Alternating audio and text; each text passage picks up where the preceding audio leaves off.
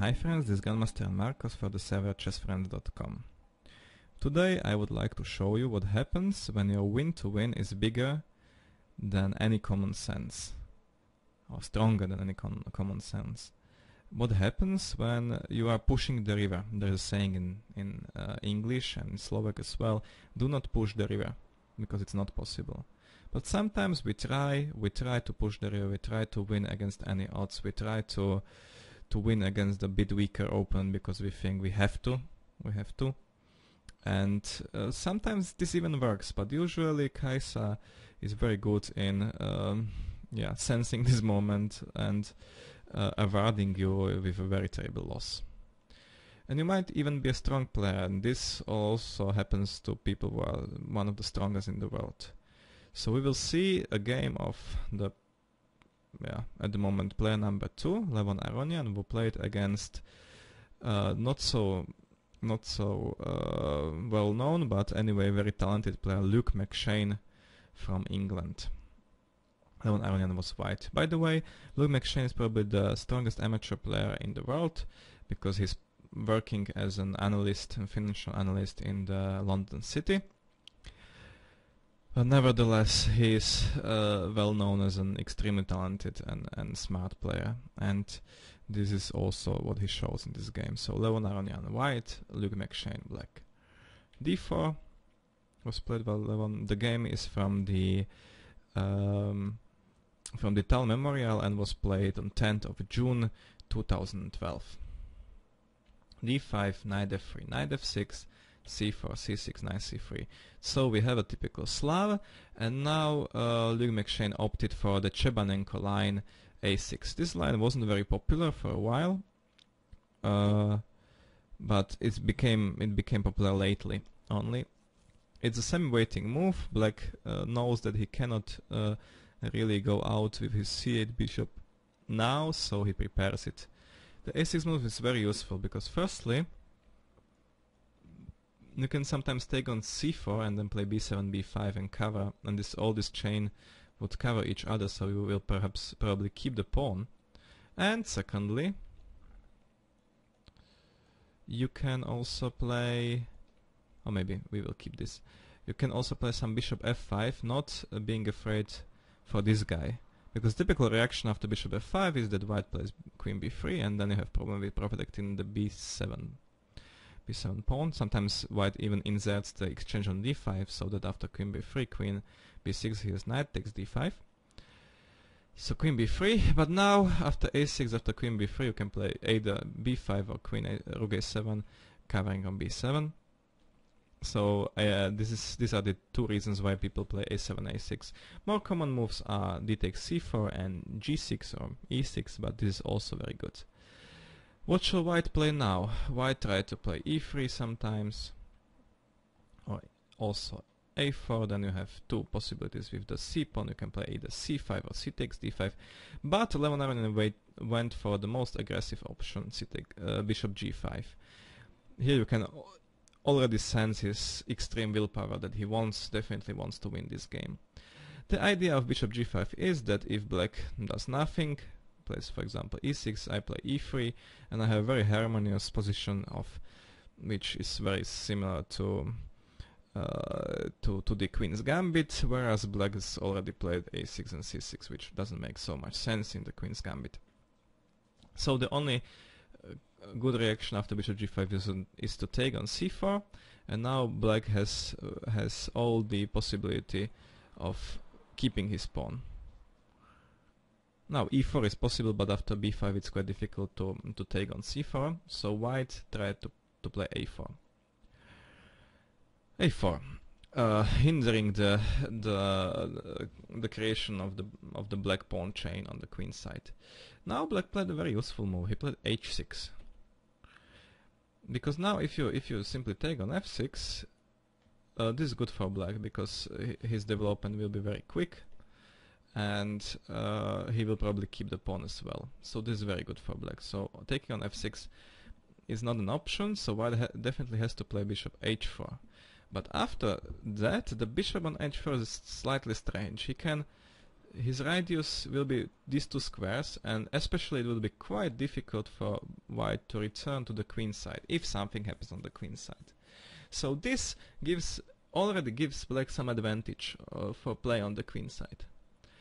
And the fact that the bishop is in offside on h4 also helps black to play a very interesting exchange sec, as we will see. He played b5. Otherwise, if black plays something normal, some e6, white simply plays e3, takes on c4, and it will be very difficult for black to find any sense in these two moves. So b5 is also more or less mandatory. White took, and now you have to take, otherwise you are simply a pawn down. And again, if black doesn't take on b5, white plays e2, e3, takes on c4, and is simply better, maybe a pawn up also. So black has to take, and white took on a8. So black very quickly, as soon as move 9, sacked and exchanged, but he will get quite a lot for it. Black played bishop b7, and as after queen rook a7, queen b6, white has to retreat with the rook anyway. White retreated at once and played rook a1. So now what happened? So Alone Aronian was so eager to win this game that he went into this line. Please don't think that the number 2 in the world didn't know that such line exists. Of course he knew. So he went for this, hoping that he will overplay his opponent and like I would say tame his initiative, and he will be left with a spare exchange, and he will simply win the game. So that was perhaps the idea, but the reality is completely different. Actually, black has a full compensation for the exchange. First of all, he has got some lead in development. Secondly, he has got a big advantage on the queen side. He's got 2 pawns here. Sometimes there might be even a passed pawn created.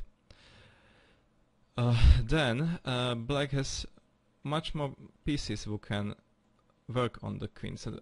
Effectively all the pieces can work on the queen side, whereas white has problems to get this piece, and this piece, so 3 pieces for defense on the queen side. So black has a good chance to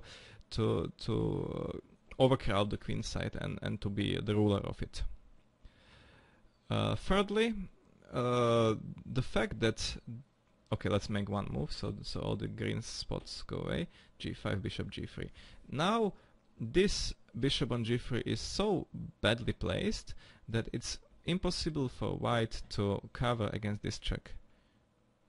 To play knight d2 is always tricky, because with the knight on d2, the knight is pinned and sometimes can be taken, as we will see. So white will be forced to move his king to e2, and it will be very difficult for white to get harmony in his camp. So e6 happened, very simple play. Now as white doesn't have the a pawn anymore, he can't play a2, a3, so simply he cannot do basically anything against bishop b4 check. I mean knight d2, after knight d2 black takes on d4, which is very good. So white simply played e3 after check and played king e2. This is very sad, but knight d2, knight e4 is simply not an option. The knight would fall down. King e2. So now you can see the full compensation, or the full amount of black's compensation. Actually, if you want, please try it out in your games. It's very difficult for white to play such a position. So black's got better placed pieces, white's got the king on e2, and black's got a very good game on the queen side. That's his compensation. So black played knight c6, and now white definitely has to untie the knot of his pieces here.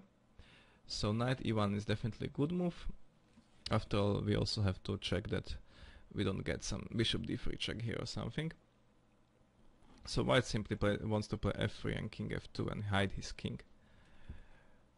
Knight a5. So as you can see, again black makes most of his of the queen side. He will simply put the knight on b3, from where it cannot be really driven away, and moreover it exerts quite a big pressure on opponent's position.